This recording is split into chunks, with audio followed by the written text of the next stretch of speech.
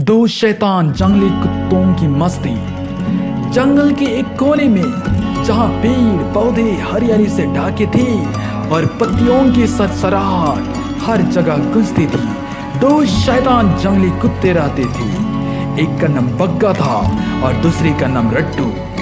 बग्गा और रट्टू दोनों ही बहुत ही शैतान और चालाक थे। उनकी शैतानी और मस्ती से पूरा जंगल परेशान था। एक दिन बग्गा और रट्टू ने मिलकर एक योजना बनाई। उन्होंने सोचा कि जंगल के सभी जानवरों को एक मजेदार खेल खेलना चाहिए।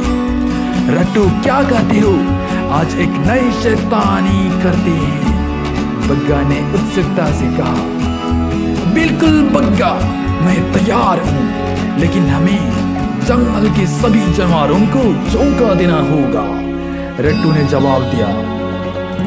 बग्गा और रट्टू ने मिलकर अपने शैतानी खेल की तैयारी शुरू कर दी। सबसे पहले उन्होंने जंगल में एक बड़ी और रंगीन कपड़े का गट्ठार तैयार किया, जो जंगल के पेड़ों के बीच लटका हुआ था। यह कपड़ा इतना बड़ा था कि कोई भी जानवर इसे देखकर चौंक जाएगा।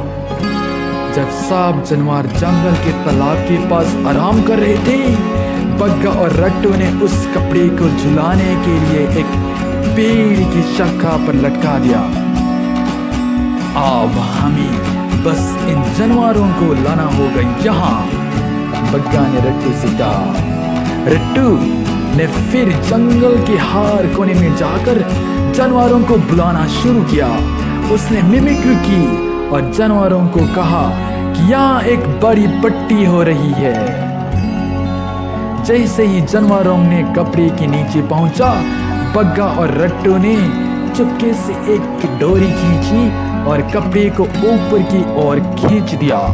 कपड़ा झूलते हुए सभी जानवरों के ऊपर गिर पड़ा। सब जानवर डर के मारे चीख पड़े। बग्गा और रट्टू हंसी में लोटपोट हो गए और जंगल में अराजकता मचा दी। देखो कितने मजेदार सिचुएशन है, बग्गा ने हंसते हुए कहा। हाँ, और सबसे मजेदार बात तो यह है कि ये जानवर बिल्कुल घबराए हुए हैं, रट्टू ने भी हंसते हुए जवाब दिया। जब जानवरों ने कपड़ा हटा दिया और स्थिति सामान्य हुई, तब बग्गा और रट्टू ने सब जानवरों से माफी मांगी। उन्होंने समझाया कि उनका उद्देश्य सिर्फ मस्ती करना था और उन्होंने जानवरों से वादा किया कि वे आगे से ऐसे शैतानी नहीं करेंगे। जानवरों ने भी उनकी माफी स्वीकार कर ली और बग्गा और रट्टू को फिर से स्वीकार कर लिया।